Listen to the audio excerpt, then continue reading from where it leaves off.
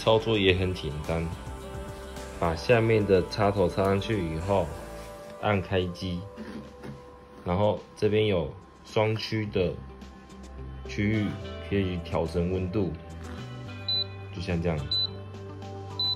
这边是冷藏的，这边是冷冻的，我们给它设定到负18度，然后它闪完以后就是调整好了。然后这边有这个设定，这边可以去修改冰箱要处于节能状态还是快速冷冻状态。再来是这边有一个充电孔，可以方便手机充电。